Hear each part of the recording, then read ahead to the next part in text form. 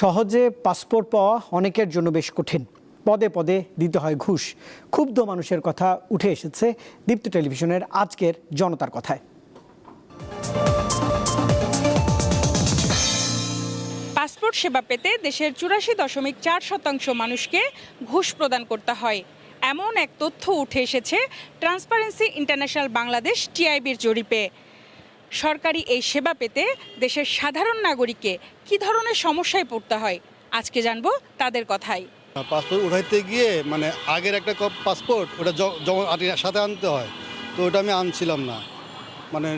Second পাসপোর্টটা যখন আমি তুলি তখন ওটা বলছে যে তাহলে আপনি কিছু দেন, তাহলে আর ওটা লাগবে না। পরে আমি 500 টাকা দিছিলাম। যখন পুলিশ ভেরিফিকেশনের পার্টটা ছিল তখন আমার ভেরিফিকেশনের জন্য যে পুলিশ অফিসারটা আসছিল সে আমার কাছে চা পানি খাওয়ার টাকা চেয়েছিল। তো আই ডিডন্ট গেট যে আমার কাছে চা পানি খাওয়ার কেন টাকা চাবে, ওনার তো কোনো কষ্টই হয় না। উনি জাস্ট দেখবে, আমাকে ইনফরমেশন জিজ্ঞেস করবে, শেষ।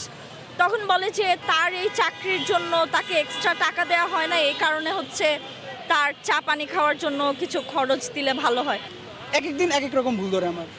ফার্স্টের দিন এক রকমের ভুল, সেকেন্ড দিন আরেক রকমের ভুল, সব একসাথে বলে না। একদিন একটা বলে যেন আমি বাধ্য হইয়া দালালের শরণাপন্ন হই। ডকুমেন্টে যেরকম অ্যাড্রেসের বিষয়গুলো যে এনআইডি মতো হতে হবে, ওই জিনিসগুলো একটু ক্লারিফাই করা থাকলে হ্যাসেলটা আরও কমে আসবে। পাসপোর্ট প্রিন্ট হচ্ছে, যেটা হচ্ছে আগারগাঁও থেকে।